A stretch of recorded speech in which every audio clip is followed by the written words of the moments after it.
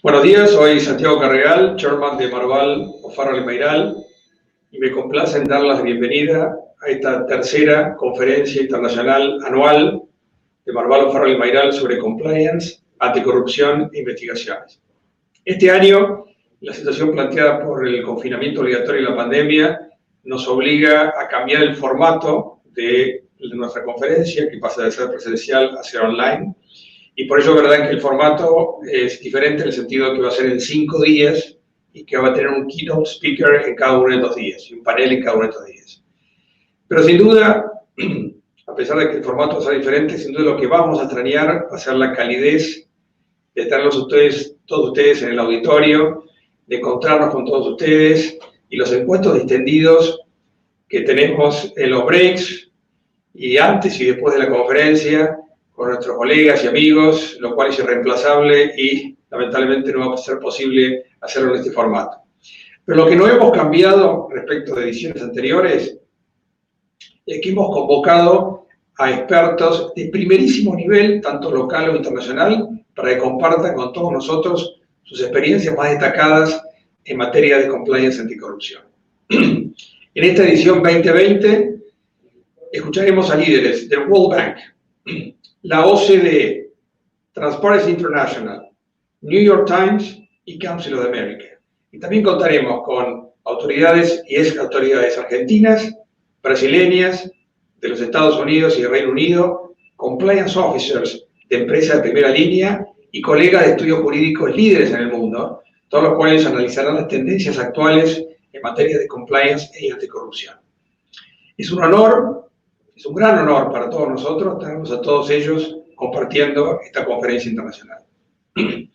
Como se ha mencionado en distintos foros, las situaciones excepcionales de pandemia y confinamiento no han generado modificaciones de fondo ni suspensión en las normas sobre temas de anticorrupción. Algunas empresas han modificado sus prácticas durante la pandemia, pero de vuelta esto no han modificado las normas de fondo ni la importancia de la materia que tienen para nuestros clientes.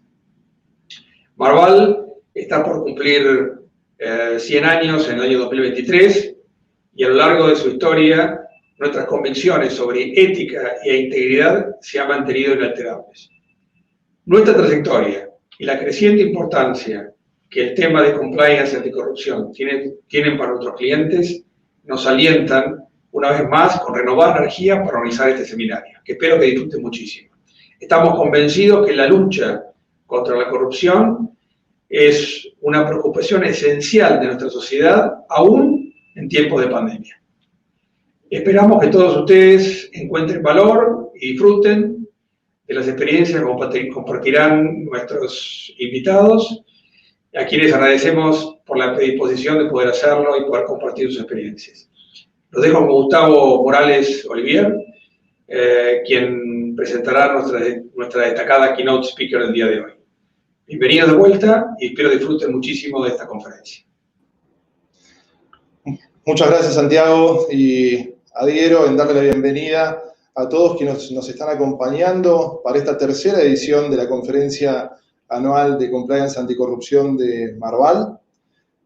Recuerdo que el año pasado tuvimos el valor de incorporar en nuestra conferencia, en aquel momento dictada en el auditorio aquí en nuestras oficinas, un panel por videoconferencia para contar con expositores del Departamento de Justicia de Estados Unidos y del FBI.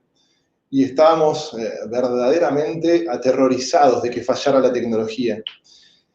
Hoy nos encontramos haciendo la conferencia a lo largo de 5 días completamente de manera online y contando nuevamente con el apoyo de expositores de primera línea de nivel mundial. Esperamos que sea de su agrado, compartirlo desde el mejor esfuerzo que hemos hecho para que el formato online resulte de interés para ustedes. Y como primer capítulo en esta tercera edición de la conferencia, tenemos el agrado de contar con Delia Ferreira Rubio. Delia es la Global Chair de Transparency International, pero por sobre todas las cosas, Delia es una experta global en temas de anticorrupción.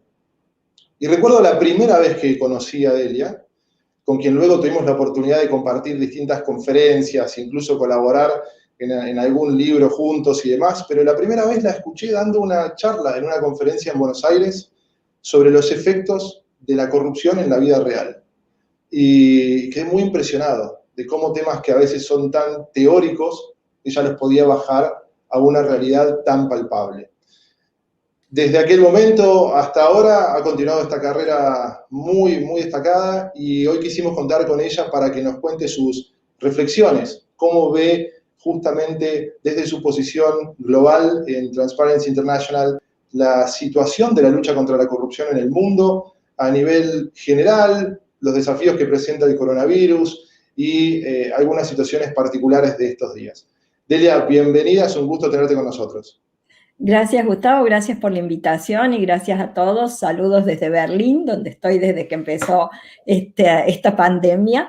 Y realmente creo que es un tema el que nos convoca central y no solo mantiene su importancia, digamos, en esta época del COVID, sino que es más importante que nunca. Lo que hemos visto durante estos meses, y lo advertimos desde Transparencia Internacional allá en el mes de fines de marzo, con todas nuestras regiones trabajando al unísono, advertíamos claramente el aumento de los riesgos de corrupción que la pandemia traía aparejada en cuanto a la gobernabilidad y a la respuesta de los gobiernos frente a el COVID.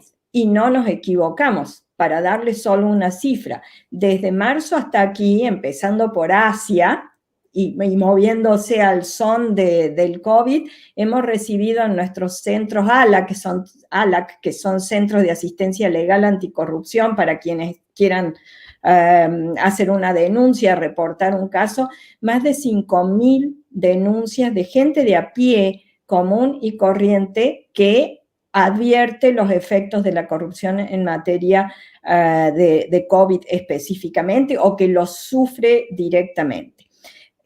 Obviamente la corrupción sigue siendo un problema en el mundo, ¿no? A pesar de que llevamos casi 3 décadas trabajando específicamente anticorrupción, lo que hemos logrado en estos años es poner en marcha una infraestructura legal, una estructura institucional que puede, si se la pone en acción, prevenir y sancionar la corrupción. Pero las leyes no bastan, las oficinas no bastan si no están dadas las condiciones para que sean operativas, tengan la capacidad, la competencia y en muchos casos la independencia necesaria para llevar adelante su misión. Y la corrupción no solo nos interesa a quienes nos dedicamos a compliance o a integridad en general, sino que tiene efectos clarísimos sobre la gente. Las víctimas de la corrupción son los ciudadanos de a pie, somos nosotros, todos, tanto en la gran corrupción como en la pequeña corrupción. La gran corrupción, Lavallato, por decirles un caso, pero tenemos ejemplos a montones en el mundo. Y la pequeña corrupción, la del día a día, la del funcionario que trata de explotar su posición frente a un ciudadano que necesita acceder a un derecho, a un servicio o a un subsidio o simplemente a obtener un documento. Esos dos extremos, la gran corrupción, altas esferas, millones y millones de dinero, y la pequeña, afectan a la gente directamente. La gran corrupción significa que el presupuesto que debería ir a escuelas, hospitales, medicamentos, respiradores, no ha ido ahí y por eso algunos países no han podido hacer frente adecuadamente a la corrupción, al COVID, a la pandemia. En el caso de la pequeña corrupción, esto es 1 a 1 y mucho más directo, pero también lo hemos visto en estos casos con muchas hipótesis en que se ha negado el testeo a algunas personas y se les ha pedido que paguen para acceder al testeo, camas, ventiladores o respiradores que no se asignaban si uno no pagaba. Eso lo hemos visto y tenemos los reportes en Asia, en África, en Latinoamérica. Y en algunos países de Europa también. Así que esto nos muestra una clara correlación entre los niveles de corrupción de un país y la calidad de sus instituciones, la calidad de su gobierno, de su representatividad, la calidad de la vida diaria de los ciudadanos, la calidad de vida en esos países y obviamente también la posibilidad de desarrollo de los países. Cuando ustedes analizan cualquiera de los índices de Freedom House o del World Justice Project o los índices del Banco Mundial o del World Economic Forum, lo que van a ver es que los países donde hay mucha corrupción son países que tienen una performance baja en materia de calidad del Estado de Derecho, de la justicia, de la libertad de expresión, etc. Esa correlación es clarísima y se repite año a año. En el último índice de percepción de la corrupción que nosotros publicamos anualmente, es de todas las medidas o herramientas que nosotros utilizamos en Transparencia Internacional, la más conocida y la más utilizada, y por la que más preguntas nos llegan aquí en Berlín, sobre todo de inversores que están planeando ir a algún país a hacer una inversión y muchas veces consultan por qué un determinado país rankea con una nota particular en el índice de percepción de corrupción. Esas preguntas las recibimos muy a menudo. En ese índice correspondiente al 2019, que se presentó en enero en el foro de Davos, hay un análisis de 180 países que están valorados entre 100 puntos, que son aquellos cuyo sector público es percibido como transparente, a 0, aquellos cuyo sector público es percibido como altamente corrupto. Obviamente, como ustedes imaginarán, tenemos los sospechosos de siempre en ambos extremos. Entre los países mejor rankeados están Dinamarca como el primero y Nueva Zelanda, los países nórdicos, Suecia, Noruega, Finlandia, entre los peor rankeados, Somalia, Yemen, Venezuela. Argentina este año, en el año 2019, tuvo una performance subiendo algunos puntos de lo que normalmente obtenía, tuvo 45 puntos sobre los 100 posibles, y obviamente eso significa algún progreso en los últimos años. El índice recoge otros índices de bancos de desarrollo, de fundaciones de investigación y demás, y refleja 1 año y medio más o menos de trabajo para que aparezca alguna modificación en el índice. El 45 que obtuvo Argentina, que la sacó del nivel de aplazo donde estaba habitualmente, refleja algún progreso que se hizo, sobre todo en un punto central que fue la movilización de las causas contra la corrupción en Argentina. Eso fue percibido como un progreso en materia de la lucha anticorrupción. Pero obviamente queda mucho para hacer para aproximarse a los países que rankean bien. Y la corrupción no es un problema de los latinos, ni de Latinoamérica tampoco. Si nosotros miramos nuestros dos vecinos, Chile y Uruguay, son países que siempre han estado muy bien ubicados en el índice de percepción de corrupción. En la última edición, Uruguay tiene 70 puntos, Chile 67, y junto con Costa Rica son los únicos países de Latinoamérica que están por encima de los 50 puntos, rankeando con países considerados de primer nivel o que tienen niveles de transparencia aceptables. Así que no es una cuestión de si somos latinos o del sur o subdesarrollados, sino de cómo enfrentamos un fenómeno que tiene que ver con el incumplimiento de la ley, el abuso de los recursos públicos, el enriquecimiento ilícito, la influencia indebida, los conflictos de interés, la puerta giratoria y el uso de recursos públicos con fines privados o fines partidistas. O sea que la verdad es que lo que vemos a nivel global es que el fenómeno involucra a todos los países. No importa dónde están, sino cómo reaccionan cuando detectan casos de corrupción, la reacción institucional y la reacción social frente a los casos de corrupción. Hay países donde la corrupción genera indiferencia en la población o directamente tolerancia o cansancio y desánimo frente a algo que parece imposible de contener o de evitar o de corregir. En otros países la corrupción no se tolera y ha habido carreras políticas de líderes destacadísimos que han terminado por un caso de corrupción tan pequeño como el caso del Toblerone en Suecia o el caso de los calzoncillos del ex vicepresidente en Uruguay. Así que, digamos, la reacción social es igual de importante que la reacción institucional frente a la corrupción. Y esa reacción social la hemos visto el año pasado en muchas regiones.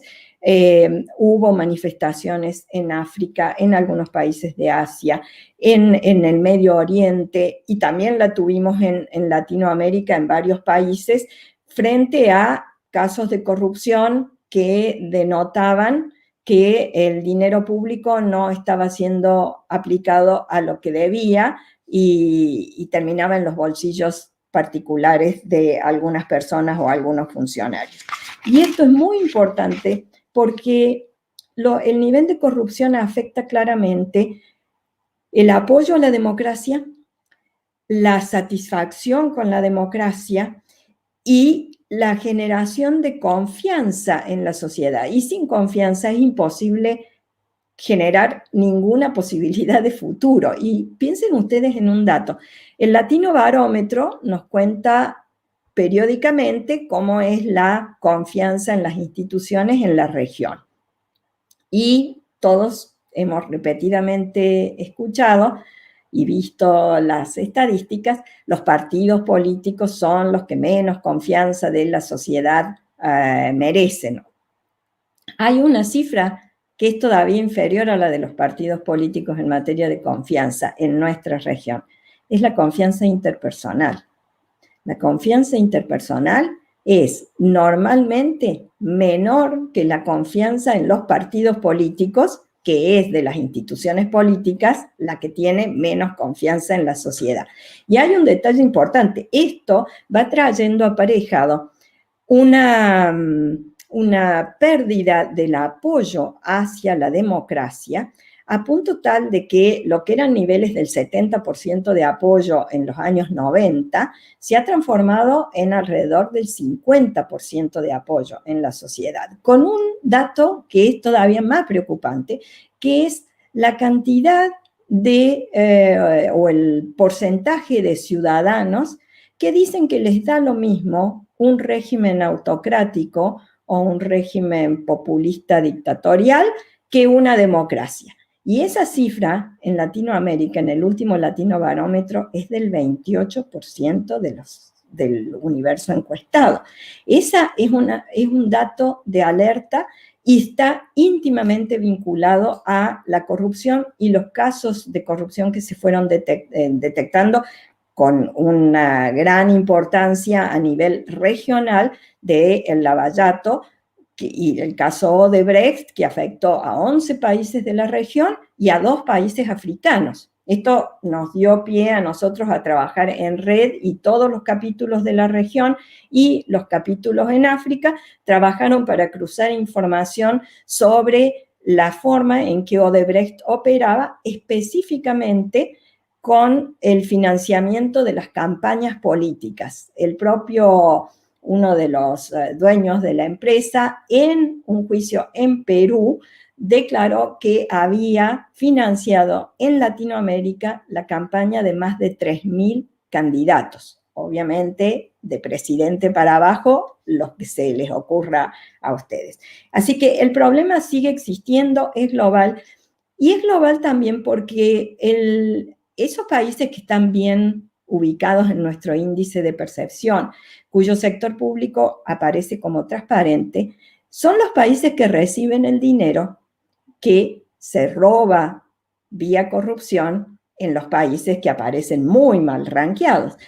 hay una corriente de dinero de la corrupción en nuestros países de Latinoamérica o en África, por ejemplo, que terminan en la City de Londres o en el mercado inmobiliario en Londres o en el mercado de lujo en París o en algún paraíso fiscal o en algún estado de los Estados Unidos, todo amparado con un mecanismo de cobertura en el que los gatekeepers, los protectores de la ética o la integridad, en vez de funcionar como protectores y defensores, funcionan como participantes y facilitadores de la corrupción. Entonces, o para mencionar un instrumento que dimos a conocer la semana pasada, que ustedes habrán visto también en los diarios en Argentina, un análisis que hacemos de la corrupción en el extranjero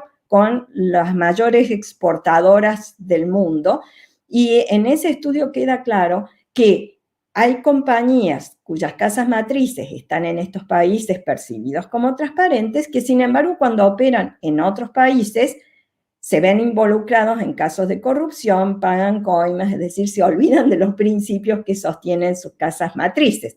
Y esto implica que la circulación de dinero de corrupción es global y ahora envuelve al crimen organizado también, que le agrega un condimento especial. ¿Qué hemos visto durante el COVID? Hemos visto aumento de los casos de corrupción, y para una cosa interesante fue en esta pandemia, en esta crisis humanitaria, un detalle que nos llamó mucho la atención es que los reportes sobre casos de corrupción vinculados al COVID aparecían en forma concomitante a la pandemia. En casos como el ébola, por ejemplo, o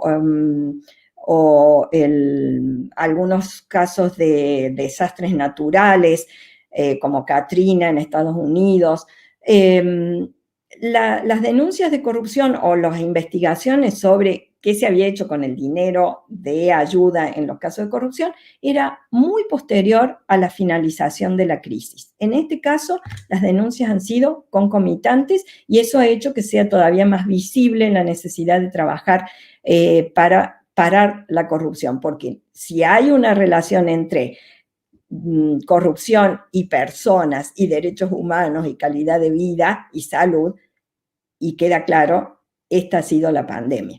La pandemia ha mostrado que la corrupción afecta la vida no ya la salud, la vida de los ciudadanos.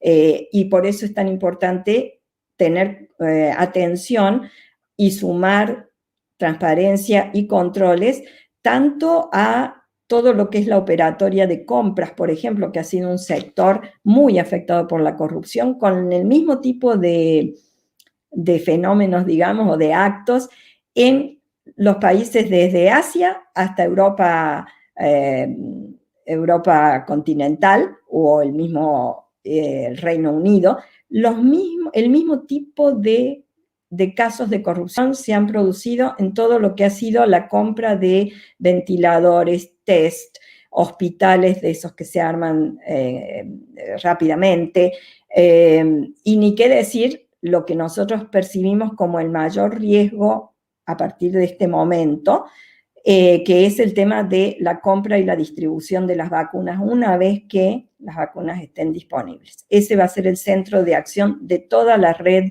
de los más de 120 capítulos que tiene Transparencia en el mundo, porque ahí va a haber un caso fuerte de corrupción.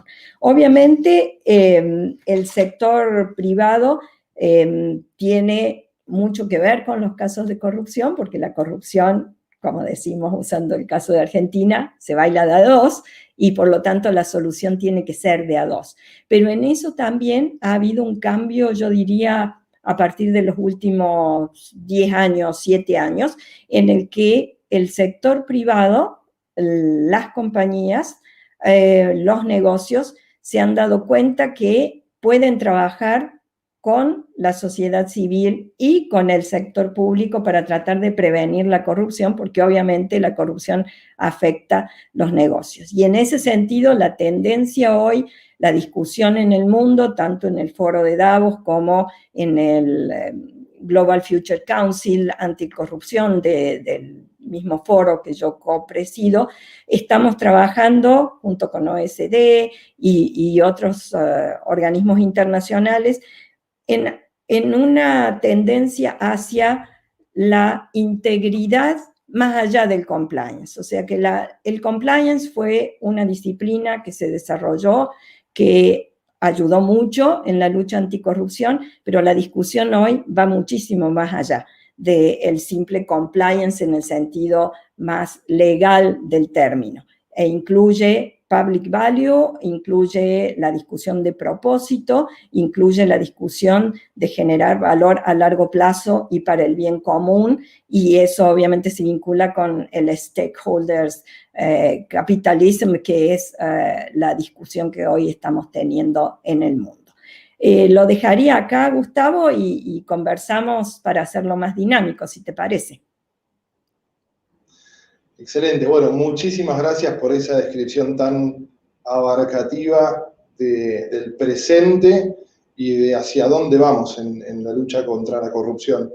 Yo tomé nota de algunos puntos que mencionaste y particularmente me interesó lo que decías respecto de la reacción social. Mencionaste que como uno de los elementos para que las sociedades muestren determinada madurez en la lucha contra la corrupción, es necesario identificar que haya algún tipo de reacción social. Y referías a distintas manifestaciones. De hecho, en Latinoamérica podemos encontrar varios ejemplos de manifestaciones que han ocurrido contra lo que al menos una buena porción de la población consideraba situaciones de corrupción. Mi pregunta para vos, basada no solo en tu visión actual desde Transparency, sino también en tu larga experiencia analizando el fenómeno de la corrupción, es esta. ¿Vos crees que los individuos, la sociedad civil, sin perjuicio del espacio que cada uno ocupa, al momento de integrarse a una manifestación pública, tienen una visión en la cual determinan que están dispuestos a expresar su rechazo a la corrupción, por el motivo que fuera, pero al momento de votar, ¿mantienen esa convicción o al momento de votar rige este concepto que he escuchado en muchas oportunidades, en distintos escenarios, que es, a ver, al momento de votar, prefiero un político que de alguna manera haga, que genere algún tipo de resultado, aun si es corrupto, frente a un político que sea tremendamente honesto, pero que no genere resultados?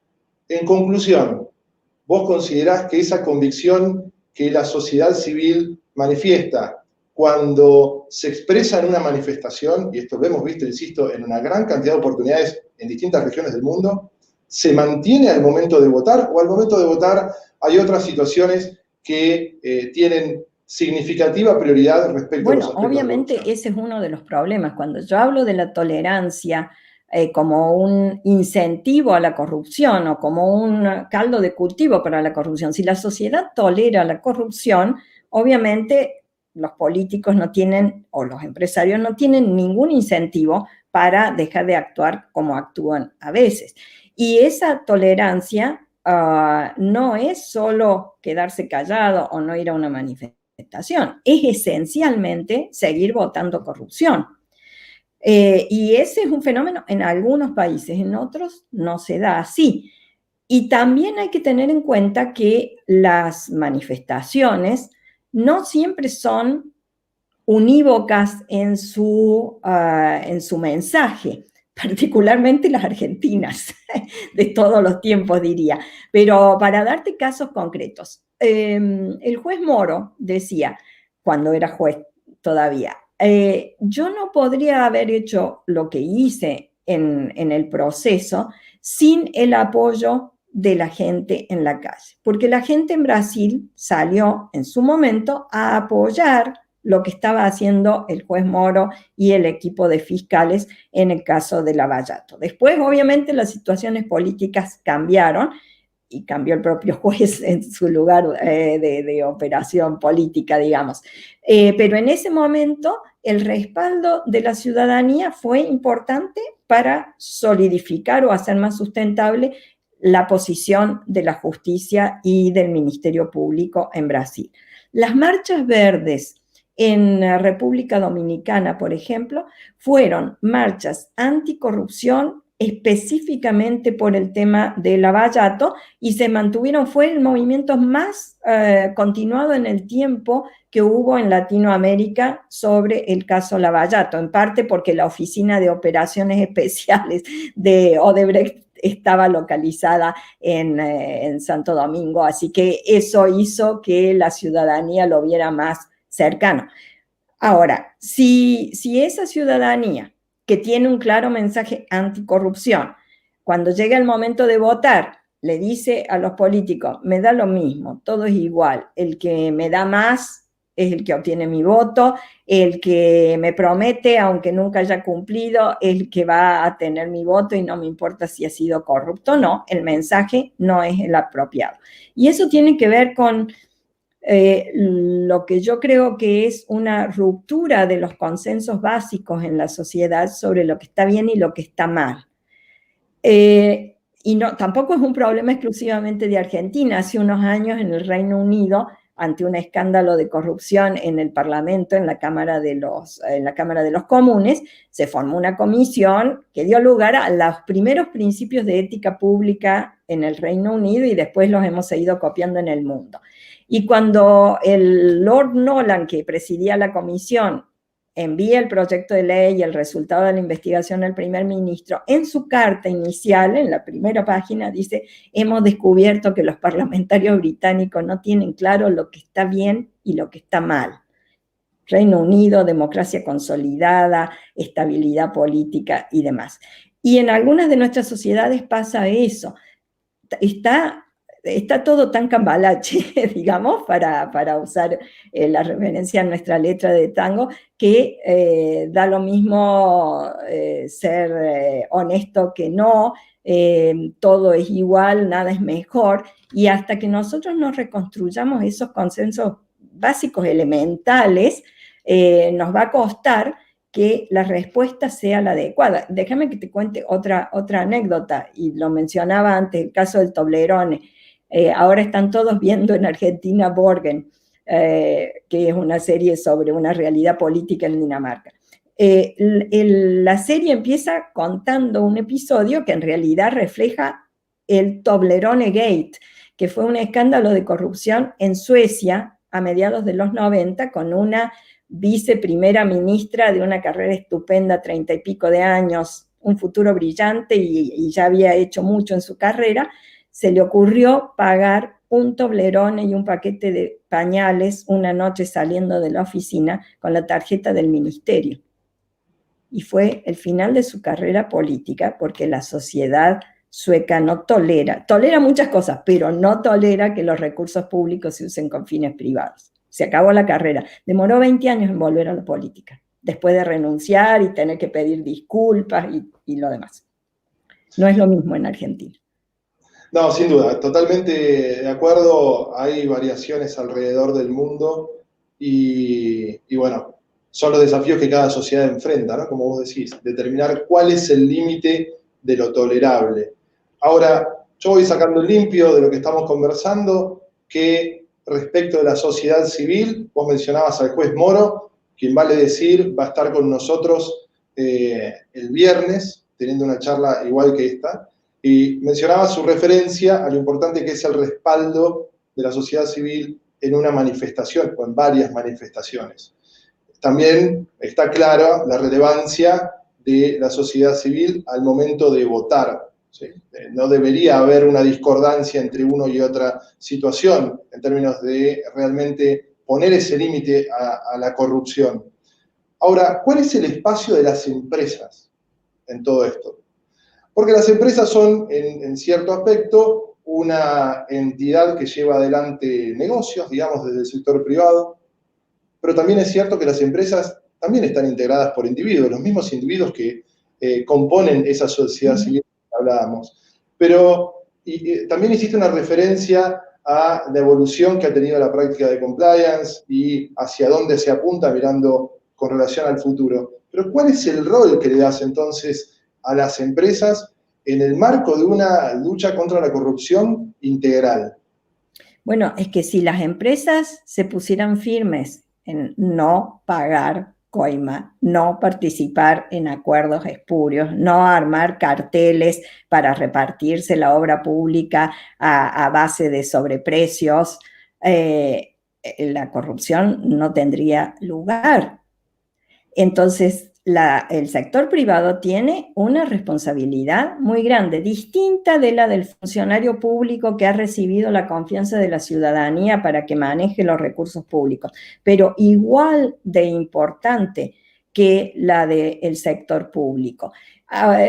Y en ese sentido, tampoco en el sector privado basta escribir magníficos códigos de ética para los empleados o firmar compromisos y declaraciones si eso no es operativo y si eso no marca la línea de conducta de la empresa. Por eso una de las discusiones que estamos teniendo es cuáles son los incentivos que las empresas utilizan en su actividad comercial que pueden resultar favorables a que algunos empleados, directivos, gerentes o más arriba estén dispuestos a pagar coima, por ejemplo, o a involucrarse en casos de corrupción. Hace muy poquito el The Economist publicaba un artículo con un estudio hecho a más de 200 CEOs de primer nivel en el mundo, que decían que, bueno, si no había riesgo de ser descubierto,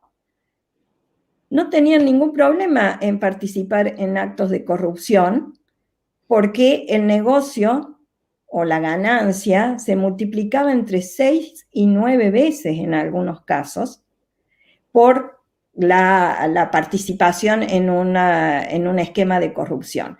Entonces, si el problema es, bueno, si no me descubren o no me sancionan, yo sigo adelante y en la empresa tampoco hay respuesta o sanción por ese tipo de conducta, obviamente eso también contribuye al caldo de cultivo que hace que algunos funcionarios públicos estén dispuestos a entrar en casos de corrupción. O sea que la empresa privada tiene mucho que hacer, empezando por realmente atenerse a los principios que escriben en sus códigos de conducta o en sus declaraciones o en sus métricas, en sus mediciones de cumplimientos de los ESG o de los Objetivos de Desarrollo del Milenio o de las nuevas métricas como la que presentó en septiembre el Foro Económico Mundial. Cualquiera de esas cosas puede ser un mero ejercicio de tildar casilleros o puede ser un compromiso real de la empresa donde no, la línea que se baje desde lo más alto de la empresa sea no a la corrupción, aun cuando pierda algún negocio, y yo sé que eso es difícil, pero esa es la ayuda que necesitamos desde el sector privado para parar la corrupción. Y obviamente ni el sector privado solo puede parar la corrupción, porque muchas veces son víctimas de la presión de los gobiernos, ni la sociedad civil, por supuesto, organizada o los ciudadanos sueltos pueden frenar la corrupción. Esto requiere una tarea colectiva, una acción colectiva. Si no, no vamos a terminar con este fenómeno. Clarísimo, clarísimo. Y, digamos, desde mi experiencia en este espacio de anticorrupción coincido con vos. Verdaderamente, la presencia y las acciones de la sociedad civil, las empresas, los gobiernos y también los organismos internacionales son clave verdaderamente para que, yo digo, los niveles de corrupción vayan descendiendo sistemáticamente, ¿verdad? Mira, eso que mencionas es muy importante porque ese es uno de los temas, así como las vacunas y la compra y distribución de las vacunas va a ser un problema que nosotros vemos como prioritario para nuestro trabajo en este momento. El otro en el que estamos trabajando es los organismos multinacionales, multilaterales, los bancos de desarrollo, el G20, todas instancias que están trabajando y poniendo en circulación trillones de dólares en ayudas, subsidios, préstamos, etcétera, etcétera. Y lo que hemos acordado, la sociedad civil organizada, digamos, las grandes organizaciones internacionales y el Fondo Monetario Internacional, el Banco Mundial, el G20, es incorporemos a todo lo que manden, a todos sus programas, a todos sus subsidios y demás, incorporen normas de transparencia y control.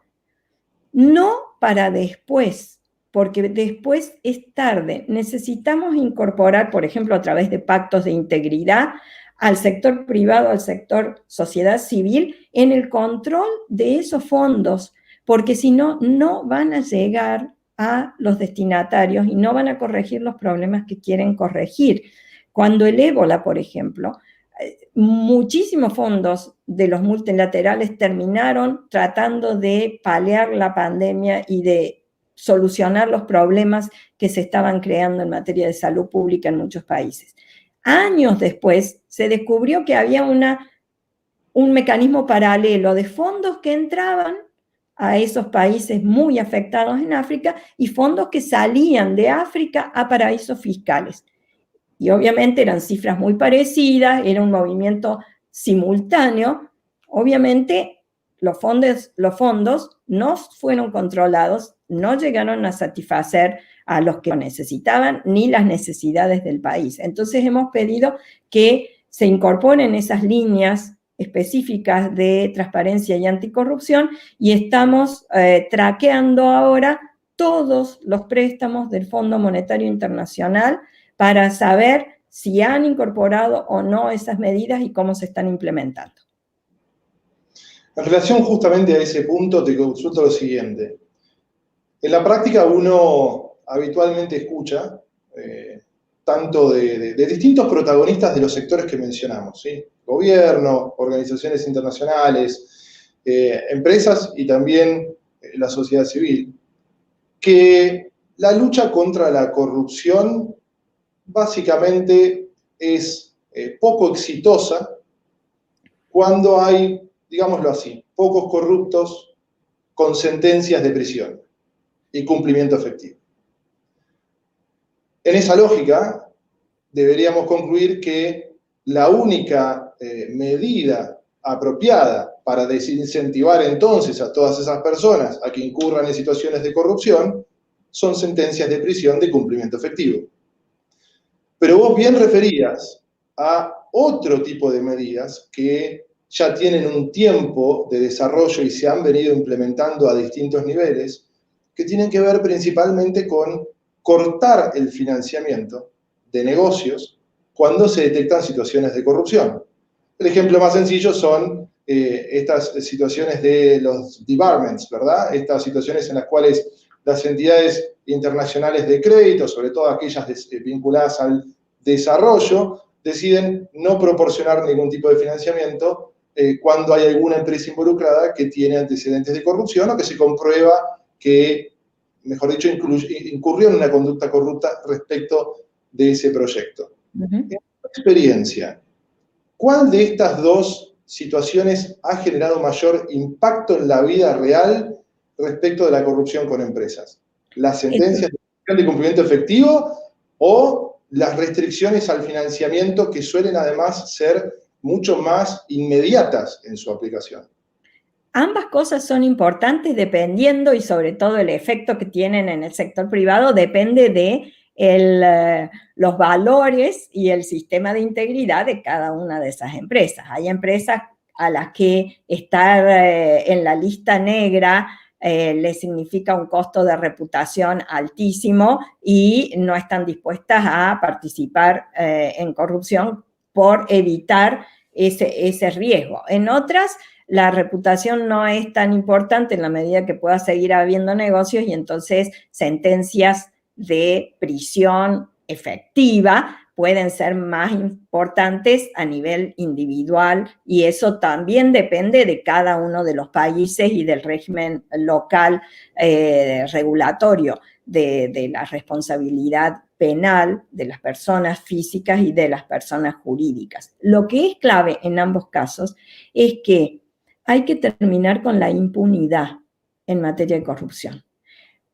Es necesario prevenir, es necesario ampliar la información, el hecho de que la información sea accesible y esté protegida la libertad de prensa, la libertad de opinión, la libertad de investigación, para que esa información circule y llegue. Información, entonces, muy importante. Integridad, obviamente, eso es importante, no solo en el sector público, sino en el sector privado también. La no indiferencia de la ciudadanía y la no impunidad. Esas son mis 4 I's famosas. Más información, más integridad, menos impunidad, menos indiferencia. Como 4 caminos que hay que transitar en simultáneo para lograr enfrentar el problema. Y lo que necesitamos es que las consecuencias de la corrupción afecten a aquellos involucrados en la corrupción, no a la ciudadanía en general o al presupuesto público, si lo querés poner en forma un poco más institucional o abstracta, sino a aquellos que están metidos en corrupción. Ahora, si los juicios demoran 20 años, si la prescripción llega antes de que se aplique una sanción, si aplicamos la sanción, pero inmediatamente en este juego de ajedrez, que es la lucha contra la corrupción, avanzamos un paso, cambia la situación política, retrocedemos 2 pasos. Cambia la situación política, avanzamos otro pasito. En esa inestabilidad del Estado de Derecho, en esa inseguridad jurídica, donde las consecuencias no llegan a aquellos que han participado en los actos de corrupción o llegan muy tarde, el mensaje que estamos dando para la ciudadanía y para los que estén pensando en participar en actos de corrupción es un mensaje nefasto, porque es, dale que va, seguí nomás, porque nada te va a pasar.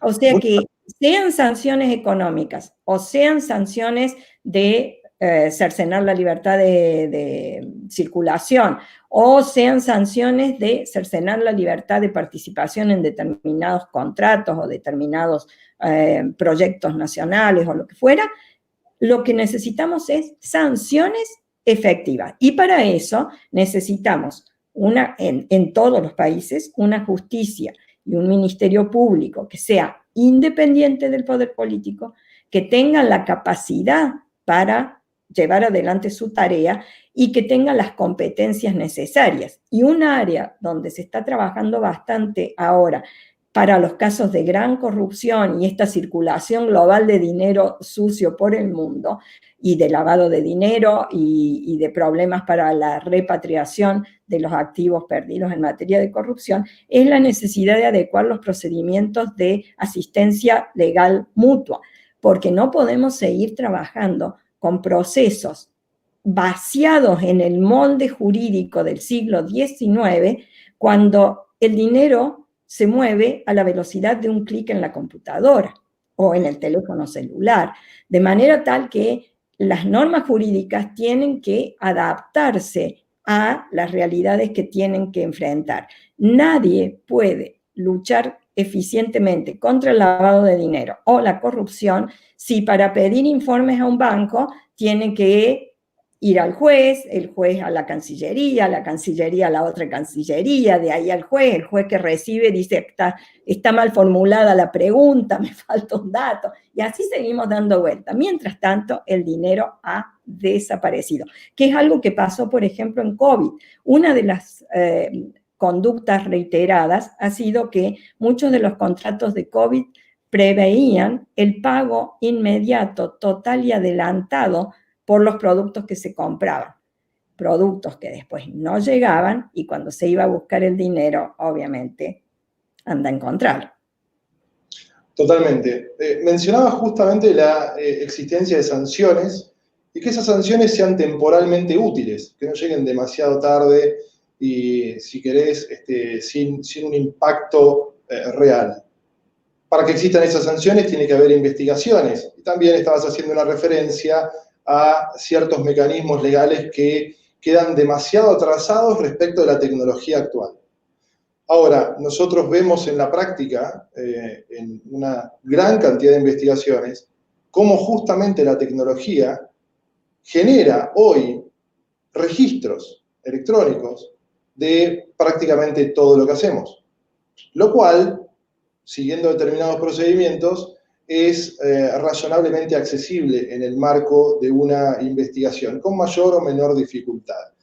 En ese camino, ustedes desde Transparency International ven que en las investigaciones de corrupción, de los casos de corrupción, se está logrando algún tipo de avance en la velocidad de esas investigaciones, se están logrando mejoras también en la cooperación entre autoridades internacionales, en poder analizar incluso esquemas de corrupción de una envergadura y una complejidad que tal vez 10 o 15 años atrás era impensable que pudieran verdaderamente investigarse y generar algún tipo de sanciones. ¿Cómo ven justamente este aspecto, las investigaciones de los casos de corrupción en el 2020? Mira, sin duda, y en nuestra región el Lavallato ha sido un buen ejemplo, no tanto por la coordinación de todos los ministerios públicos fiscales que en los 11 países estaban investigando. Algunos sí funcionaron armónicamente y compartieron la información, pero el trabajo que nosotros hicimos junto con cada fiscalía en los respectivos países, y para nosotros es muy fácil cruzar información porque somos una red precisamente, nos permitió a nuestros equipos armar a través de incluso software que nos permite analizar rápidamente esa información, redes que mostraban claramente la vinculación de personas con cuentas bancarias, con empresas, que realmente mostraban una especie de telaraña, te diría, de distintos puntos conectados que se repetían en casos similares, es decir, se prendían con más acento en algunas zonas, en algunos países, pero en la misma red global aparecían los contactos que eran más importantes en otros países. O sea que sí hay tecnología que puede ayudar y también hay tecnología que permite la trazabilidad de algunas operaciones y eso, si uno puede acceder, y ahí tenemos otra vez el problema de hasta dónde la investigación puede avanzar con respeto de la protección de los datos personales y demás, que cada país tiene una regulación especial. Nosotros en Europa tenemos el GDPR, que es un régimen general de protección de datos que es bastante estricto en ese sentido, y la discusión es una discusión actual en este momento aquí, protección de datos, privacidad, investigación o vigilancia, pero obviamente a la vez que la tecnología o, por ejemplo, la digitalización de las compras públicas puede facilitar las investigaciones, también hay que ver que la tecnología puede, porque simplemente es una herramienta, así que la puede usar para el bien y la puede usar para el mal, para la criminalidad o la ilegalidad. La tecnología es también lo que está en la base de las criptomonedas, y las criptomonedas son el mecanismo utilizado, por ejemplo, por el crimen organizado para hacer circular el dinero y que se le pierda la trazabilidad. Así que es un estrecho camino que hay que transitar con cuidado para evitar que se utilice, digamos, como un nuevo mecanismo sofisticado para evitar la investigación de casos o el descubrimiento de los casos de corrupción. Muy bien. Delia, como última pregunta, ya llegando al final de nuestra charla con vos, te pido que compartas alguna reflexión con relación a lo que viste en los últimos 10 o 15 años en materia de lucha contra la corrupción. ¿Qué evolución viste? ¿Y cómo te imaginás que van a ser los próximos 10 o 15 años en materia de lucha contra la corrupción? Mira, lo que nosotros hemos visto es una mejora en cuanto a la infraestructura legal institucional que puede ayudar a prevenir y sancionar, investigar y sancionar la corrupción. En eso se ha avanzado. Cuando empezamos hace 30 años no había convenciones, ni leyes, ni oficinas, ni procuradores especiales. En eso se ha avanzado. Pero a la vez que se avanza en eso, también hay que reconocer que se sofistica mucho más la corrupción y que se transformó en un fenómeno global. Y hoy por hoy, la tendencia que nosotros observamos, y el COVID la aceleró totalmente, es la pérdida de fortaleza, digamos, de los sistemas de control de gobierno, de los checks and balances. Lo que estamos viendo es una concentración de poder, la aparición de gobiernos populistas o autoritarios directamente, que por ejemplo, en Polonia acaba de mandar al Congreso un proyecto de ley para declarar que durante la pandemia y en todos los actos de compras públicas, los funcionarios no serán sancionados por corrupción, por ejemplo. Lo dice expresamente. Y en muchos países estos gobiernos autoritarios logran aprobar ese tipo de medidas y ponerlas en marcha con la excusa del COVID. Y el problema es que recoger el barrilete y volver a la normalidad va a ser difícil. Esa concentración de poder es una de las cosas que nosotros vemos. Segundo, la reducción del espacio cívico. Y ahí incluyo a la sociedad civil y incluyo a la prensa. Y sé que el siguiente panel es de grandes periodistas. Los periodistas y particularmente el periodismo de investigación es central en la lucha anticorrupción.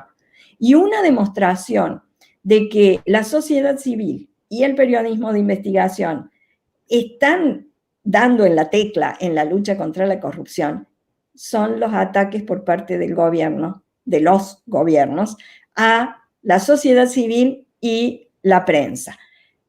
En general, era una tendencia que nosotros detectamos en nuestro ejercicio de escenarios el año pasado a nivel global y se ha acelerado notablemente ahora cuando los gobiernos en muchas partes del mundo se han transformado o se han arrogado la autoridad de decir qué información es correcta o incorrecta, qué es un fake news, qué es una noticia que causa alarma en la población y por lo tanto la censuro, o censuro la actividad de las organizaciones de la sociedad civil. Obviamente el grado de riesgo no es igual y el grado de ataque no es igual en todos los países. Hay colegas míos que enfrentan situaciones de riesgo personal, bombas en la casa, ese tipo de cosas.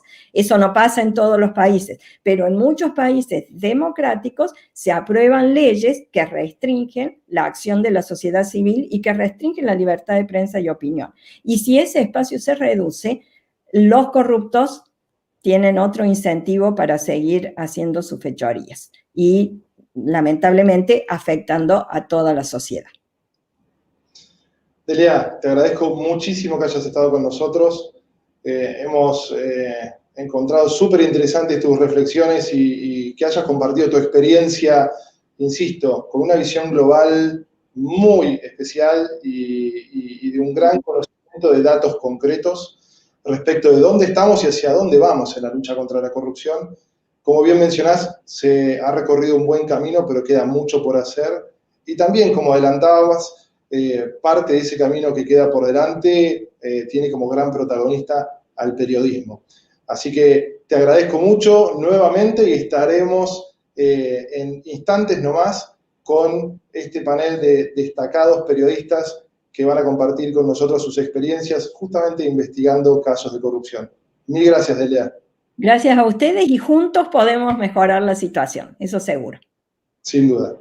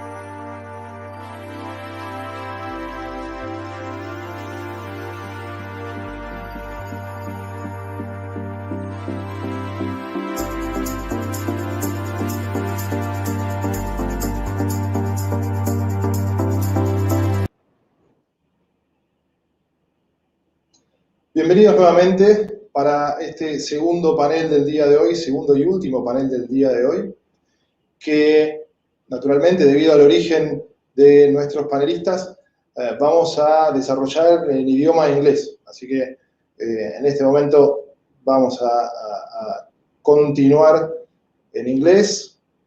So I'm happy to have with us Michael Rothfeld, an investigative reporter at the New York Times, who was awarded a Pulitzer Prize for his investigation on certain payments by President Trump during the campaign for the presidential elections when he was finally elected president. We also have Fábio Zanini, editor-at-large at Folha de S.Paulo, who has an extensive experience covering the Lavallato case, the car wash case. And we also have Luciana Geuna. She's an investigative reporter in Argentina with an extensive career in newspapers, radio, and television, covering a number of corruption cases, which include, among many others, the Notebook, which is the largest corruption case in Argentina. So I welcome the three of you. Thank you for joining us. We are truly happy to have you. And as we discussed previously, the purpose of this panel is to share your experiences on the role of journalism in investigating corruption, and also in regard to how that task is actually performed in real life. How do investigative journalists actually operate? How do they work? Is it just that they get calls from whistleblowers, you know, providing all the information, and they get envelopes in the morning with all the relevant data and documents for closing corruption cases? Is it a bit more difficult than that? I mean, how do cases begin? How they evolve? How do they end up in the front page of the newspapers or in a report on TV, for example? So let's begin with a question for the three of you, which relates particularly to how investigations on corruption cases begin. Is it a matter of, again, whistleblowers? Is it a matter of some public information being disclosed, for example, about large government contracts? I mean, what are the situations that trigger interest in investigative journalists like the three of you? And I will ask Luciana if she can kick off the answer here. Okay, hi, how are you all? It's a pleasure for me to be with Michael and Flavio. It's like very proud for me to be with you now. I've been thinking about your questions, Gustavo, and there are some points I'd like to highlight. I mean, we are always going to look for the information, but in my experience, most of the time, the one that comes to us, it's always the most explosive. It's not the one that you are looking for. I know the two of you, how do you feel it? But in general, when it comes from our own sources. In many cases, that sources have a political interest behind this complaint. I mean, it can be public reporting bodies, or they can be off the record sources, such as I don't know if the two of you know the root of Kamani or Felisa Micheli bag. She was a former Minister of Economy here in Argentina, and she had a bag with money in her bathroom in the official place. And we revealed that in a newspaper named Perfil. And I mean, it's obvious, and the source that told me that it was an off-the-record source. And at the beginning of the investigation, we didn't have documents to support the story, and then we started to work. And in that question you said, Gustavo, I mean, it's like a two-way work when you have the sources and you have to find the documents to prove it. And also, personally, I have found many stories of corruption by tracing the contradictions between the affidavits of assets of the officials and their economic standard of living. Here in Argentina, it's like very easy to do that work because they say that they have little money, and in fact, when you look how they live, they have a very good standard of living, and in that way, it has been very easy to find these contradictions and make stories about that corruption cases. All right, and Fábio, tell us a bit about how an investigation, from the point of view of journalism, begins when it comes to a huge case like the car wash case in Brazil. Yes. Hi. Good morning to everyone. Thank you for having me at this panel. Hope you can hear me and see me without too many glitches. But just tell me if I freeze or anything. Just tell me. Just let me know. It's okay for me so far, at least. I'm speaking from Sao Paulo, Brazil, and yes, the Lava Jato operation, the car wash operation, as we would say in English, it has electrified the country and monopolized Brazil in the last 6 years. It's been 6 years already that Lava Jato investigation has dominated the headlines. It has had political and economic and legal consequences. It's easily the largest, most important case in Brazilian history in terms of fighting corruption. It's been often compared to the Clean Hands operation in Italy, but I would say it's even larger than the Clean Hands operation in Italy. What happens is this operation has also presented newspapers and the media with a whole new set of challenges, because it has changed the way that corruption is covered. And why? Because the Lava Jato operation has been possible because of a change in the legislation in 2013, a new, what we call here, delação premiada, which is more or less like the plea bargain or the plea agreement that you have in the United States. It's not exactly the same, but it's similar. Has mobilized, has strengthened the hands of prosecutors and of judges, and also has stipulated those that are accused and those that are suspects to come forward and tell their crimes or their corruption cases in exchange for benefits in terms of conviction reduction and etc. And the problem with this is that all the information about corruption cases has been centralized on the authorities, on the prosecutors, not anymore in the press. 10 years ago or 15 years ago, when someone had something, a congressman, for example, had something to say, he would go to the media and give this explosive interview. That happened in 2005 with the so-called Mensalão case, which almost toppled the then Lula government. But now it's different, because these people, these whistleblowers, they go to the prosecutors, to the judges, not anymore to the press. So the press work has, in order to get some information and get some scoops, the press needs to try to extract information from judges, from prosecutors, from the Lava Jato authorities, which has presented a whole new set of difficulties and obstacles and limitations to the press. But that doesn't mean that the press is not doing its job independently as well. I can talk to it a little bit more later, but in the case, for example, of accusations against former President Luiz Inácio Lula da Silva, the press has been very, very proactive and very independent in trying to establish the facts and everything else. But yeah, in terms of introduction, I would say this: Lava Jato and the car wash, they have changed the game. They have changed the way the media operates, and we still don't understand completely how this new world works.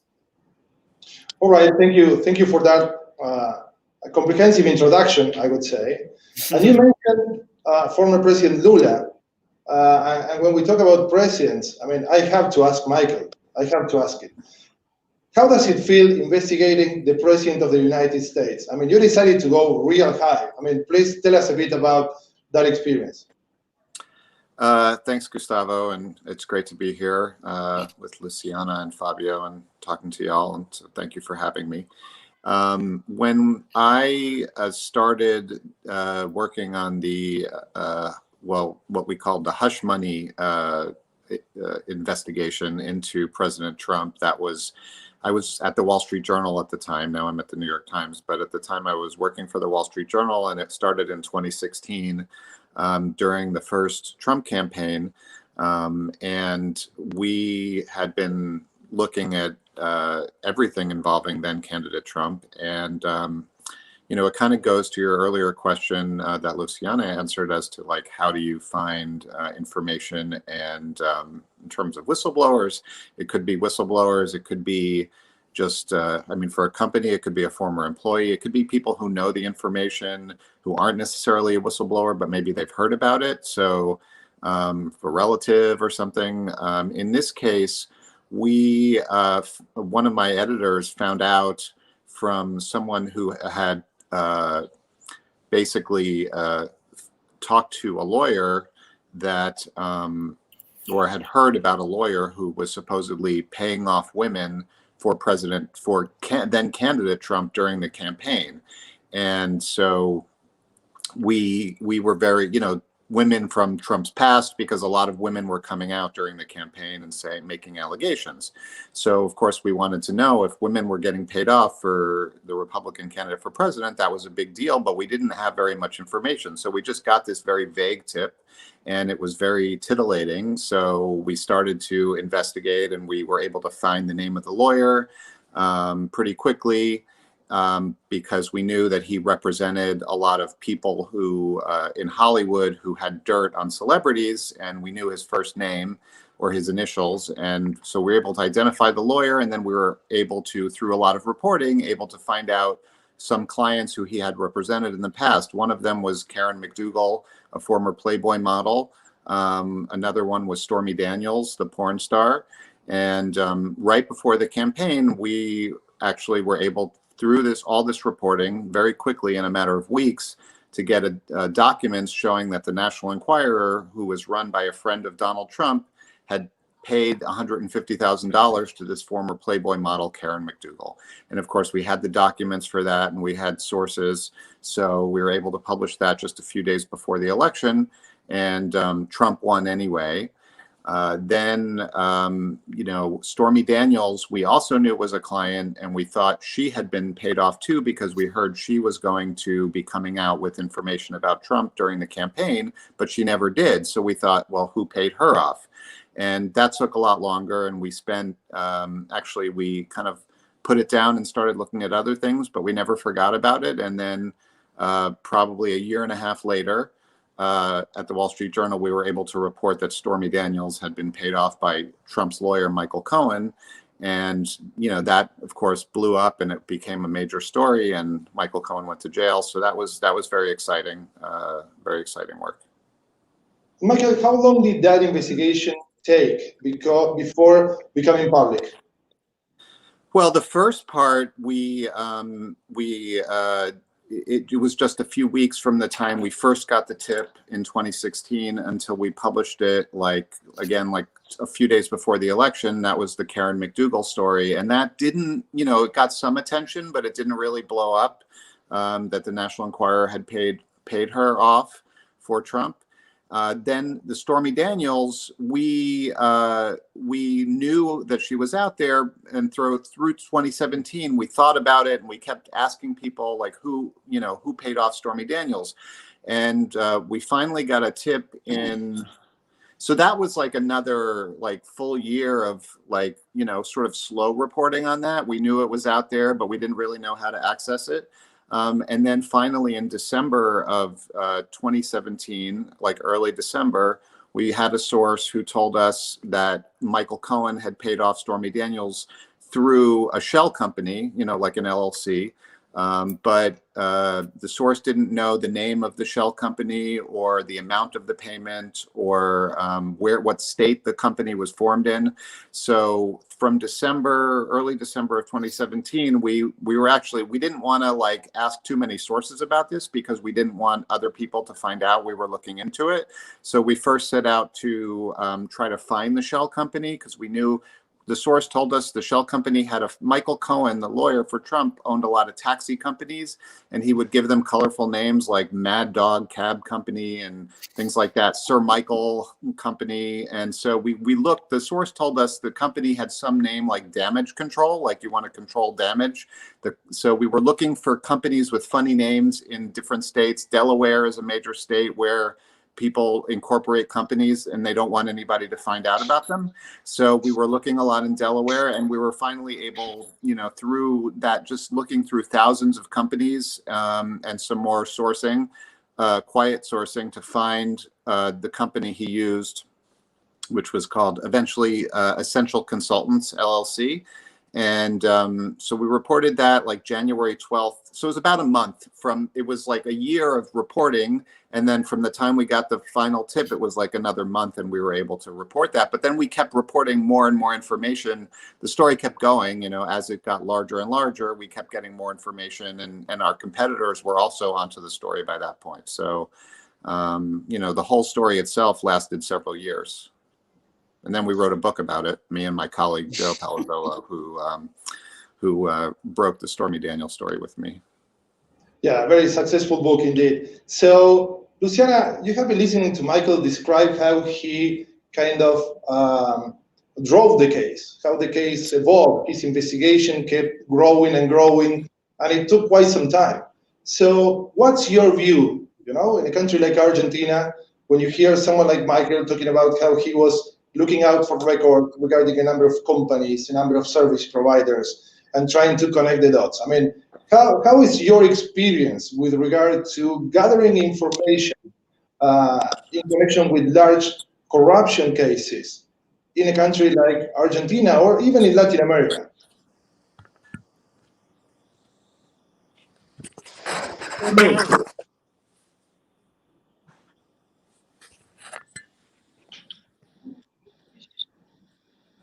Luciana, I think you have to unmute your mic. Sorry, I think my kids was walking down, so I muted. Okay, quarantine times. When he talks, I was thinking really about what he was saying, because wait a minute, please. Wait a minute. This is real.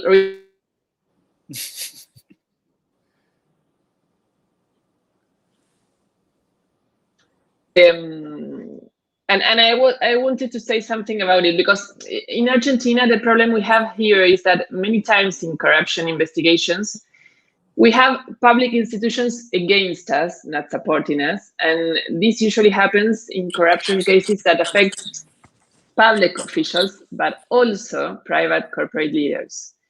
And many times we have problems to access to information because it's more hidden, but instead of being facilitating that access. But I want to tell something about a case that I've been working in. One of all that, it's named the Key Money Route. It's a story of corruption and money laundering by a businessman in Argentina named Lázaro Báez. It's a man who in 2003 had low incomes, and 10 years later he had a net worth of $205 million, thanks only to the construction of public works assigned by the Kirchner government. And we published that story because I was thinking of what Michael was saying. It was a story of how this man illegally took out of the country almost $55 million through a financial company. And that story revealed that we had been working on for years without being able to prove. That story was like the main story we were looking for through all the Kirchnerism, and we finally could publish it when we had the owner of that financial company, Federico Lascar, looking at the camera and revealing this money laundering story. And we also had a recorded hidden camera with Leonardo Fariña. He was an employee of Lázaro Báez who organized that money laundering operation. We published it in 2013. It was in Journalism for All. It's like the most successful television program here in the country of journalistic investigation.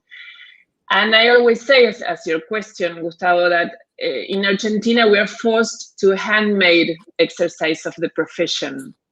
And this case that now is on trial is about, it's about to have a judicial sentence 7 years later, as we publish it, will be one of the very few sentences for money laundering and corruption in our country.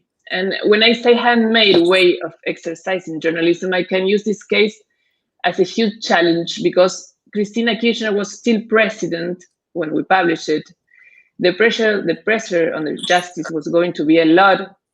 And we had two sources to prove it when we first published it. And when Michael talked about it, I mean, at that moment, we started an investigation. I mean, we showed that two men telling how was the Lázaro Báez money laundering and matrix of corruption, but we have several years keeping investigating and trying to show with documents, and we finally did it. In fact, the justice finally ended proving it, and it's now to have a sentence. All right, so I see that, presidents' names keep popping up in this conversation. I don't know why, but the truth is that when you guys investigate, big names in politics, big names at companies as well. I mean, I'm talking about resourceful people, right? I mean, people who can really pay advisors, to help them defend their cases, people who can make a phone calls to put some pressure on journalists. I mean, how do you go through that situation? Have you had in your careers tough situations with regard to feeling pressured by any third parties to stop investigating the case? How far did that go? And how do investigative journalists usually react to that? I mean, Fábio, if you can take on that one first, please. Yes, and I was listening to what Luciana was saying about how public institutions work against the journalism in the cases.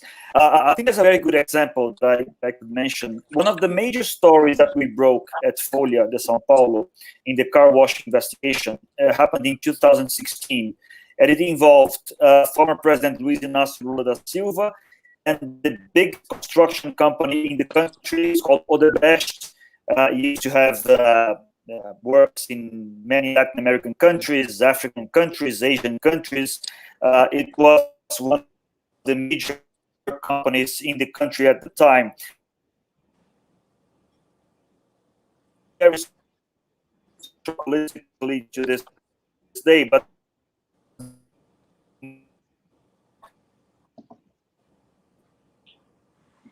I think we are breaking out. They were losing him. Yeah.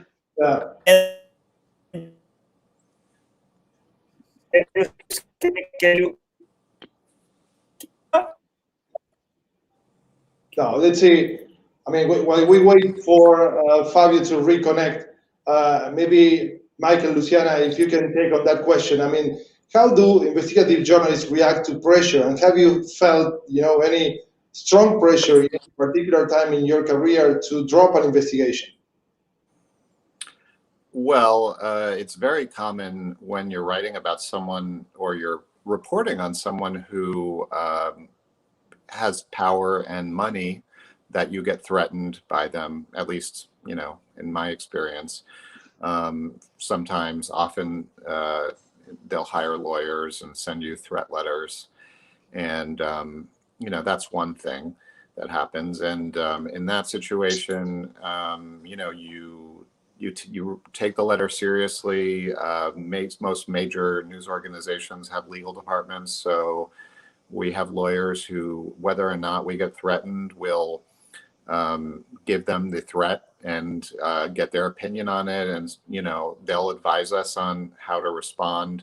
Or sometimes after talking to us, they'll assess, the threat, and they will write back. So there's all various ways of handling it.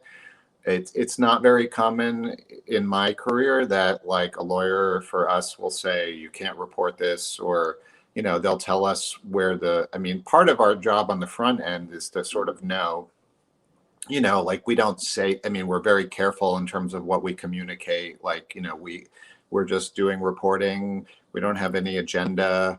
We're not looking to get somebody, and that's just the truth. But, you'd never want to say something. We in terms of like, we get training on how to handle documents and sources in terms of like, say somebody has stolen material, like we can't ask somebody to steal material or take material that they're not authorized to take, but we get training on like, okay, if they take it on their own, we can take it. We're not allowed. Some of this is ethical, and some of it, I'm straying from your question a little bit, but it sort of factors into the pressure. You have to be, we get training on how to operate so that we, are safe but we don't get intimidated because, we're a news organization and we're looking to report information that's newsworthy. And so we respond and we publish as long as we're accurate and we're fair. Then, and the lawyers believe we're on solid ground, then we go ahead and we'll publish. So that's the main thing. There can be political pressure in terms of the Trump stuff. That was for the Wall Street Journal, and Trump is friendly with Rupert Murdoch, who owned the Wall Street Journal basically, and the editorial board was somewhat friendly to Trump at the time, so he didn't really criticize us too much in terms of like he criticized the New York Times and the Washington Post a lot. He didn't, and we didn't get a lot of pressure from them. They just basically try to pretend like it's not a big deal. So that's that's basic. I could keep talking, but I let one of the other reporters talk about it, their feelings on this. Thank you. So Fábio, you're back. Thank you. Yeah, I hope it's better now. I changed to moved to a different position here, and I hope it's better now. But I was talking about. I was going to tell about the case, one of the cases of the car wash operation that involved former President Lula and Odebrecht, one of the largest construction companies in Brazil. And then back in 2016, we had information that President Lula, that involved ex-President Lula and a small ranch about 1 hour from S.Paulo in the city of Atibaia. And that ranch belonged to a friend, but Lula, he went there frequently. And we always heard that big construction companies in Brazil had tried to improve this ranch, in this small ranch, as a sort of gift to Lula in order to keep winning contracts in government. But we couldn't prove that, and Odebrecht denied and kept calling and putting pressure on us. So what happened is one of my reporters, he told me one day he wanted to go to that city in order to investigate. And I said, okay, you go. And every day he took a car from the newspaper. He took the road. He spent the whole day in this town talking to people and going to places and asking around. And for 2 weeks, he did this. And every day, in the end of the day, we spoke and there was nothing. And still he kept going. We kept insisting. And then one day he came back to me. He had something. He said he had spoken to the owner of a shop which sold repair or construction material.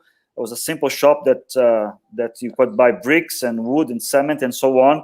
And the owner of this shop, this lady, said that sometimes someone from Odebrecht showed up with cash and bought material for the ranch. So that was finally the link we were searching. we went to Odebrecht again, and they again started to try to put pressure on us.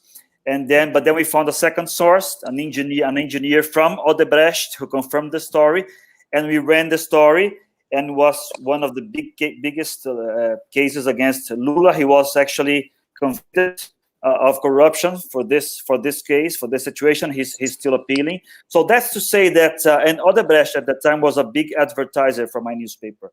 But we try to separate the editorial area, and I'm sure most serious newspapers around the world try to put a wall, as we call it, a Berlin Wall. Sometimes it's called the Great Wall, between the editorial part and the commercial part of the newspaper. So there's no way a big advertiser will put pressure on the newspaper and the newspaper won't publish, because the big advertiser will pressure it. Obviously, when it comes to a huge political figure as Lula, is a huge company that has thousands of jobs like Odebrecht, we take extra care. We are very, very careful. But when we establish the facts, we go for it, we run it, because the credibility of the paper, of the newspaper, is at stake in this case. But it's never easy. It's never easy.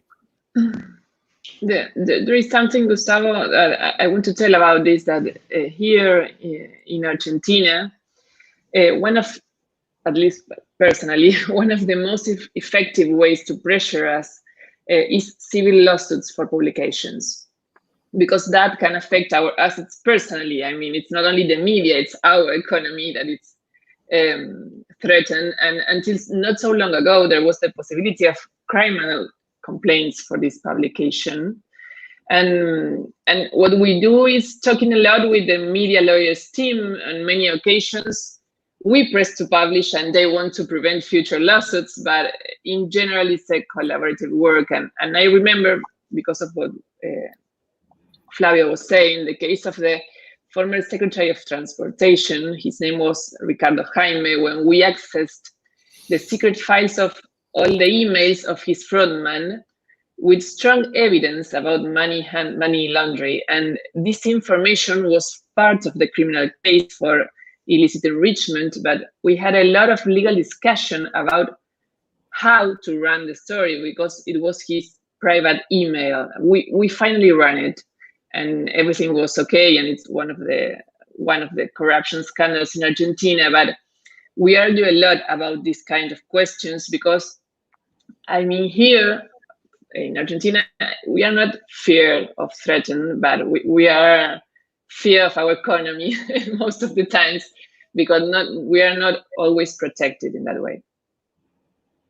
All right, so my take from what you have described is that even when you are investigating someone who has, as Michael said, power and money, I mean, in the end, I mean, if this is a serious job, I mean, you won't feel intimidated, and there are certain protections under the law, and even with regard to the institutions that you're working for, that really have journalism as the main goal, and you will try to keep on with the investigation. So, on the other hand, are there cases, are there corrupt schemes that are so complex and so sophisticated and so well, let's say, structured that cannot be investigated? So let's think from the point of view of someone who is kind of devising these kind of corrupt schemes and says, you know, I'm using so many offshore companies, so many awesome advisors, you know, to hide behind,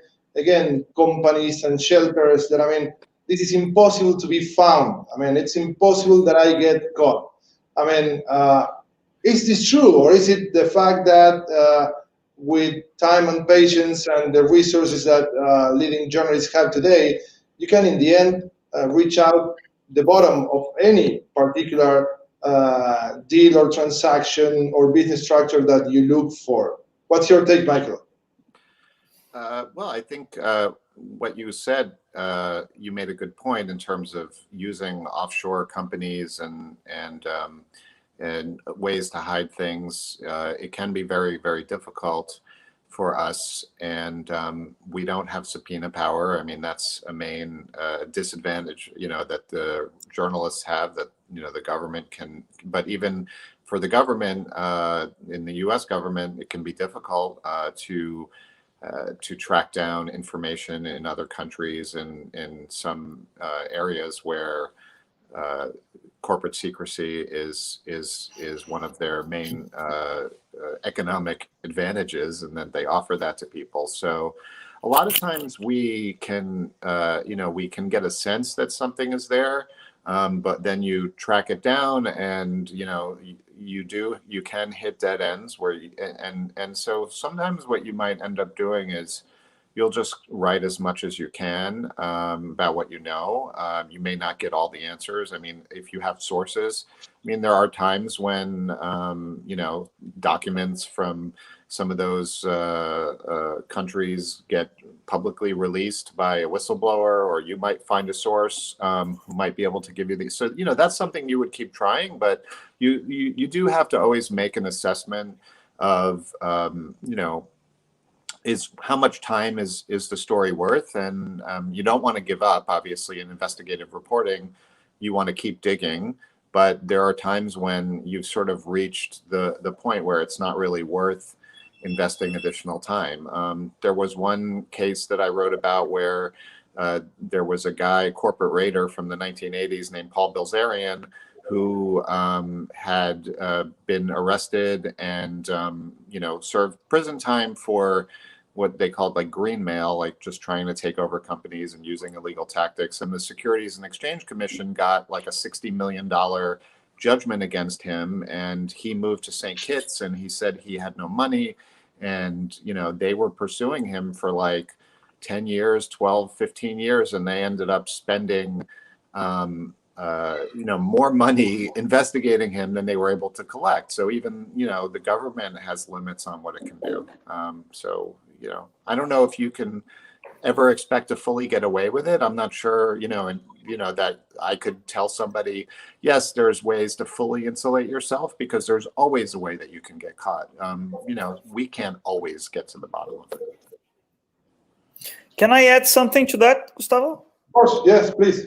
Yes, I agree with Michael. I think that the press does what it can. I mean, what's possible, but we have limitations. The journalists have limitations, including from the law, and above all from the law. So we cannot tap conversations between third parties and people, because at least in Brazil, that would be against the law, and we cannot have access to bank statements, and we cannot subpoena people, as Michael has said. So, I mean, journalists today have many more tools of investigating than we had 10 years ago or 15 years ago. I mean, there's a lot of information online. You have different access to the Brazilian legislation has improved access to information for journalists, but we have limitations, and I'm slightly pessimistic in this whole situation. I maybe a little more pessimistic than Michael, because I think maybe 10% or 20% of corruption cases get reported by the press, by the media. Even the government and even authorities cannot find and cannot try to untangle all information and scandals and financial scandals. Even experienced prosecutors and people who have knowledge of financial transactions have difficulty sometimes in trying to find out everything. So we do what we can. The press, the journalists the media does what is possible. What we find, we publish, we run. But still, it's pretty easy to get away with corruption, at least in Brazil. Luciana, what's your view? No, I agree with the two of them, but I want to tell something about collaborative journalism. I think we are in like a very success moment of that.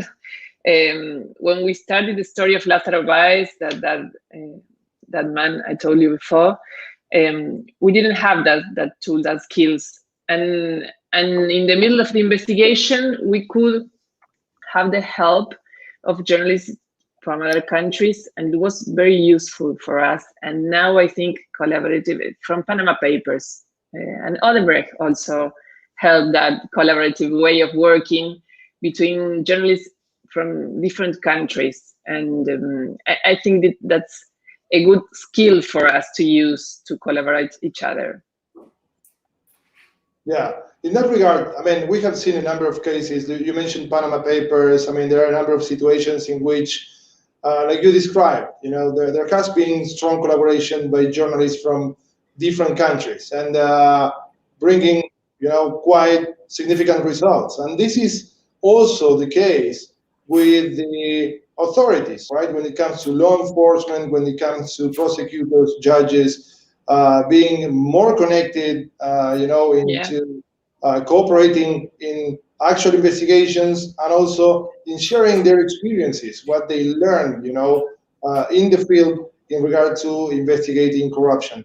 How do you feel that this situation where journalists from different countries in the world cooperate to investigate large cases will impact the future of corruption investigations? Because we clearly see that large corruption cases bring a cross-border element, right? I mean, this is hardly limited to one particular country in a number of cases. So, how do you see that cooperation between journalists from different countries will improve investigating corruption for the future?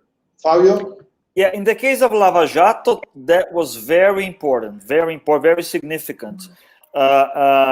Because these construction companies, I mentioned Odebrecht, but I could mention others, other Brazilian construction companies that are multinational companies that are huge and that had jobs and works in many countries. We had, during the time I was the politics editor, we had this collaboration with journalists from Argentina, from Mexico, from Peru, from Ecuador, from more than 10 countries. We had this permanent exchange of information because it was all interconnected. So you take the case of Peru, for example. Peru was a country where Lava Jato had a huge impact, maybe even more than in Brazil. In Peru, you had 4 presidents that were at some time involved with Lava Jato. One of them killed himself, Alan Garcia, because he was accused. So, and you had many Brazilian citizens who went to Peru, and politicians who went to Peru to try to extract bribes there as well. So it was crucial to have this collaboration in order to clarify issues and have stories that could be run together. I think in a way, journalists are doing the same as authorities. The Lava Jato case was a new benchmark in terms of collaboration between authorities in different countries in Latin America, of prosecutors and police officers and etc. So journalists they reached the conclusion that it is fundamental. It is very important to have this kind of collaboration, and I think obviously technology helps a lot. Maybe if this was happening 20 years ago, it would be much harder, obviously. Yeah. So, on another note, Michael, how do you assess when a case is ready to be published? When do you say, okay, we have reached this point where we believe that the evidence we have is enough, I mean, the level of information we have is enough, we're publishing? You are muted. Thank you. That depends on a number of factors. The most important one, obviously, is, or maybe not obviously, but is, have you nailed the story down? So do you have the information? Do you have the reporting to back up the story that you want to tell? Are you convinced that the information you have is accurate? I mean, that is, I mean, at the end, you have to make sure you've gone to everybody that's going to be mentioned in the story and given them a chance to respond to what you're preparing to publish. And sometimes you have to give them enough time to do that. So that is, for me, the primary consideration, but sometimes it depends on how broadly you want to keep reporting before you publish. How big of a story do you want to do?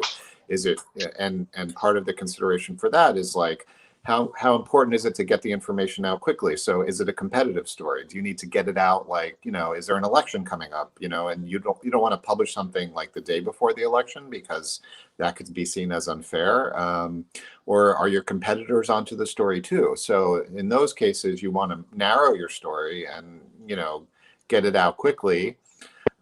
Or if you feel like there's a much bigger story that you can tell and you aren't under a time pressure for some reason, then you can keep reporting to just get more and more information. And when you feel like you have the breadth of reporting that you want, then you can publish. I think that answers your question, but you know, it all depends on what the competition, external events, and just kind of your own goals, and then, but mainly is the story bulletproof?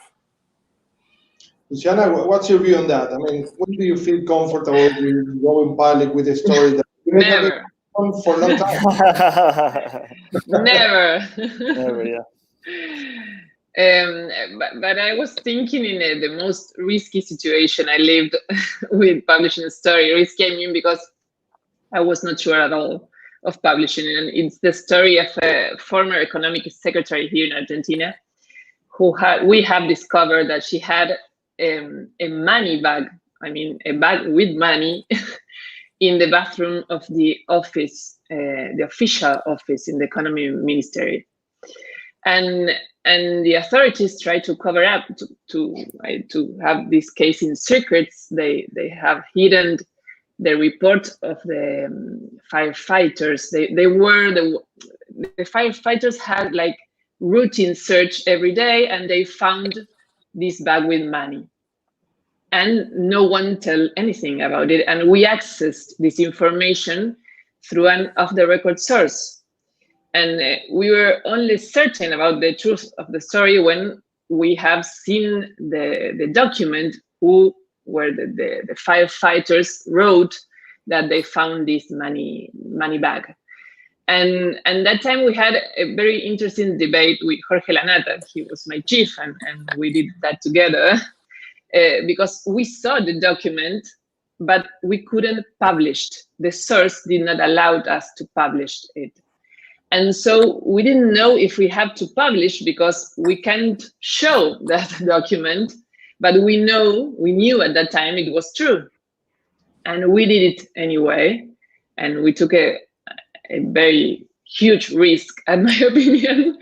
But finally, the document went public, and she now has a sentence because of this bag of money that was not declared.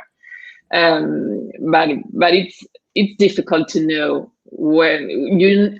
In my personal opinion, I am never sure of publishing, but I do it anyway.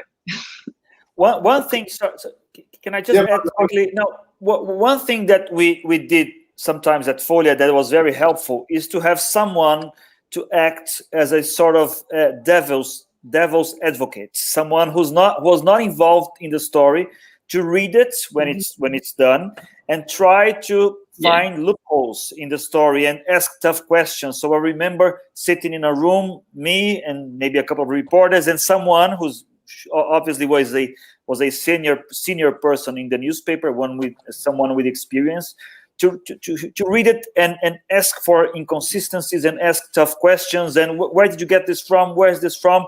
And it helped a lot, because we ended up changing a little bit the text sometimes, and we became more certain about the story. But I agree with Luciana. Sometimes you just cannot be 100%, and you just take a bet, you take a plunge, and you go and you pray for the best. And it's sometimes it helps to because that happens when you know it's true, but you know it's true. Exactly, sure. You know it's true, but you know that the person accused might have a go at trying to discredit your story. It can always happen. It can always happen. So you try to save proof it and having someone not involved with it, trying to find problems is very helpful. Yeah, I would just add to that, like along the lines of what Fábio was talking about it. And when I was at the Wall Street Journal, I mean, the New York Times also, the process of lawyering sensitive stories and having them ask us questions about who are the sources and how do they know this information. And the Wall Street Journal has a separate vetting department where they're not lawyers, but they're kind of reading every line of the story and, again, asking similar questions, like just trying to pick it apart before you publish the story. And then one of my former editors had a process where, and many people do this, where you fact check the entire story. You just go through every single sentence and you say, how do we know this? Every word that's in the story, you just say, okay, where did this information come from? Is this accurate? How do we know it's accurate? So that's something that we often do. All right, so we are reaching the end of our panel. So I thank the three of you for joining us. But before we leave, I have a final question, which is about how do you see investigative journalism for the future? I mean, do you see young journalists being interested in this particular path for their careers? Do you see more interest in coming after wrongdoing from the side of journalism? Do you see a tendency to increase this kind of investigations or not? I mean, what's your view from the three areas that you represent here, Argentina, Brazil, and the US? Luciana, you go first. You're muted. I always try to be optimistic, but I mean, investigative journalism needs a lot of work, and you have to study, and you have to be very perseverant, and you have to be very rigorous and serious. And I don't know if future journalism is going in that way, but I always believe in our job, and I think there are always people looking for knowing what is secret, and that's why I think that it will go on ever and ever, and there will always be young people trying to find what is secret and it's not want to be told. Fábio? So I want to be optimistic.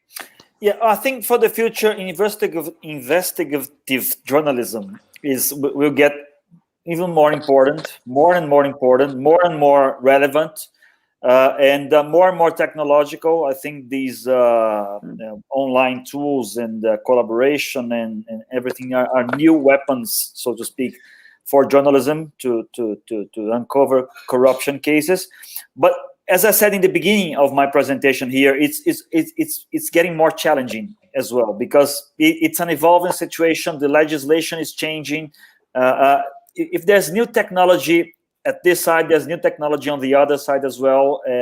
Corruption changes, evolves, and corrupt agents and politicians and businessmen always try to find new ways and use new technologies. But I think after the Lava Jato case, which is truly a watershed, a benchmark here, the Brazilian public has understood and has demanded more and more investigative journalism from Folha, from the newspaper I work, and my competitors, etc. So I think we have a very relevant and important way ahead of us. Michael, your view as a final comment on the future of investigative journalism? No, I think it's more important than ever that people devote resources to this. And like in the United States, the newspaper industry has really declined and consolidated. So we have fewer and fewer traditional journalists, like reporting on every level, like for instance of government, where local newspapers, many of them have gone out of business. They used to send people to all the city council meetings and the town board meetings and things like that. And we don't have that level of especially local reporting in the US anymore. So we need more people to to really focus on still trying to investigate things so that, you know, people aren't in the dark. We know what the impact of investigative journalism can be. It's tremendous. I mean, people go to jail, people are exonerated for crimes that they didn't commit when journalists investigate them. The New York Times, I know, even, you know, we're a big newspaper with a lot of resources, and we do cover things exhaustively, but one of the big priorities of the New York Times is to devote resources to investigative reporting. But, you know, people can, I mean, now with the internet, you know, even average people can become investigators. They may not have the tools necessarily to, unfortunately, like, go through the rigorous process that we do before we publish something. People throw anything online. I mean, that's another reason why it's really important, is because there's so much online today. I mean, with the whole advent of fake news, and, you know, people, like, nobody knows what's true anymore. Like, to have investigative reporting from journalists who really have standards and know what they're doing becomes more and more important. Yeah, one more thing, Gustavo, that I want to say in the Argentina perspective. What it worries to me is, like, there is less and less budget here in the traditional media for investigative journalism, and there are fewer journalists who are trained to make investigations. That's why sometimes I want to believe that it's going to be better, but it worries me, because in the actual newspapers or channels everywhere, there is no focus on the investigative journalism in general. We have good examples of that, but it's not like a political decision of the media at this time in all the media. Some of them, like the Nation newspaper, you can see it clearly, but it's not like the common thing here in this moment in Argentina. Well, actually, the purpose of this panel was to share with the audience, you know, the real life of journalists like you, and how these huge investigations that we see in the newspapers, on TV stations, are actually built up and communicated. And I think that we were able to address a number of issues. For sure, there are many more that could be discussed, but I want to really thank you for joining us. It's been very insightful. I think that a number of the answers and the information you provided, the audience was anticipating. Maybe some other answers were quite surprising, but this was the goal of the panel, again, to show how these kind of investigations happen in real life. So thank you again to the three of you. We are really happy to have you with us, and then we look forward to future opportunities of having these kind of conversations with all of you. Thank Thank you. you. Thank you. Bye. Bye-bye. To the audience, we say goodbye for the day. We look forward to having you tomorrow for 2 new panels, until we continue during the week, each and every day, with 2 panels on anti-corruption and compliance at Marval's annual Anti-Corruption and Compliance Summit. Thank you very much.